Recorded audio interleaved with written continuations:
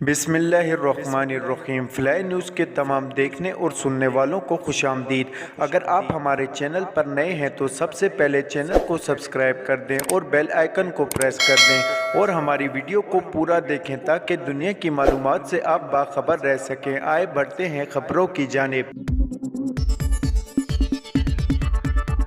سابق وزیراعظم عمران خان کے بقول جس دکان پر تحائف بیچے گئے وہ فلائی نیوز نے ڈھونڈ نکالی۔ نمائندہ فلائی نیوز نے خستحال دکان کے مالک کو گھڑی کی رسید دکھائی تو پتہ چلا کہ یہ دکان تو موجودہ مالک نے 2020 میں خریدی ہے۔ دکان کے پچھلے مالک نے مبینہ طور پر گھڑی 5 کروڑ 10 لاکھ روپے میں خریدی۔ ادھر دبئی کے پاکستانی تاجر عمر فاروق ظہور کا دعویٰ ہے کہ گھڑی اور دیگر تحائف عمران خان کی اہلیہ بشرا بی بی نے قریبی دوست فرق گوگی سے 20 لاکھ ڈالرز میں خریدے۔ قبل از عمران خان نے کہا تھا کہ توشہ خانہ کی گھڑی اسلام آباد میں فروخت کی گئی تھی، جس کا ثبوت موجود ہے۔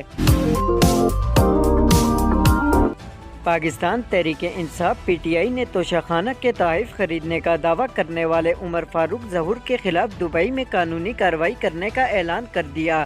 پی ٹی آئی کے رہنما فواد چودھری کا کہنا ہے کہ عمر ظہور نامی کسی شخص کو گھڑی نہیں بیچی گئی، نہ ہی گھڑی بیچنے کے لیے فرق خان کے حوالے کی گئی۔ فواد چودھری کا کہنا ہے کہ گھڑی کی قیمت 10 کروڑ کے لگ بھگ تھی۔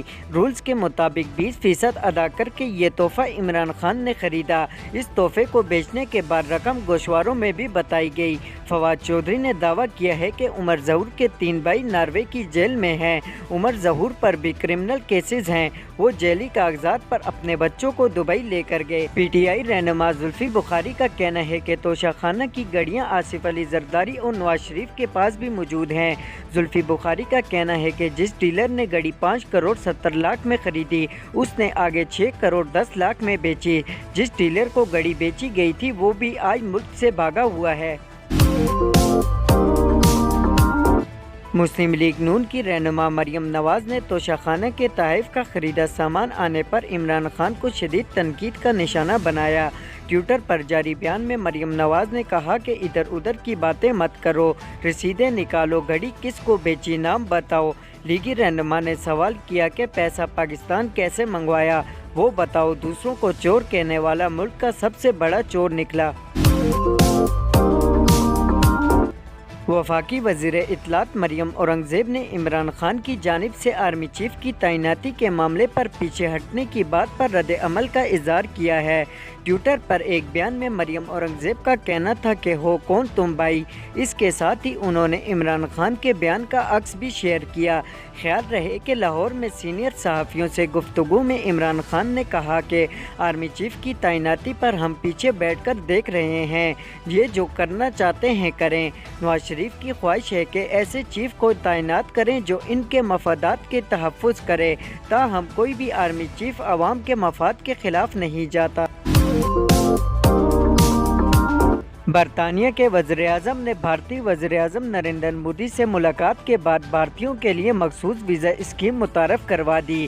بھارتی میڈیا کے مطابق برطانیہ کے وزیراعظم کی متعارف کردہ اسکیم کے تحت ہر سال 3000 بھارتیوں کے لیے برطانیہ میں ملازمت کے دروازے کھل گئے ہیں۔ برطانوی حکومت کی جانب سے کہا گیا ہے کہ بھارت وہ پہلا ملک ہے جس نے اس ویزا اسکیم سے فائدہ اٹھایا ہے۔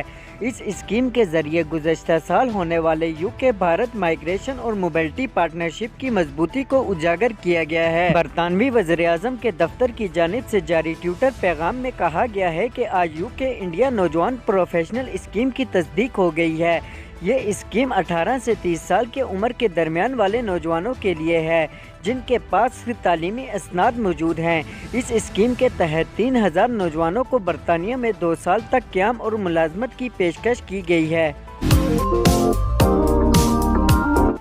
الیکشن کمیشن 22 نومبر کو کراچی میں بلدیاتی انتخابات کا محفوظ فیصلہ سنائے گا۔ الیکشن کمیشن کی جانب سے جاری اعلامیے کے مطابق 22 نومبر کو کراچی بلدیاتی انتخابات کا محفوظ فیصلہ سنایا جائے گا۔ خیال رہے کہ الیکشن کمیشن نے 15 نومبر کو سماعت کے بعد فیصلہ محفوظ کیا تھا۔ گزشتہ روز سماعت میں چیف الیکشن کمشنر کا کہنا تھا کہ بلدیاتی انتخابات 120 دن کے اندر ہونے چاہیے۔ صوبائی حکومتیں چاہتی نہیں کہ بلدیاتی انتخابات ہوں۔ پہلے بھی صوبوں میں بہت مشکل سے بلدیاتی انتخابات کرائے۔ پنجاب میں بھی بلدیاتی انتخابات کرانے میں بہت مشکل آ رہی ہے، لیکن ہم کرائیں گے۔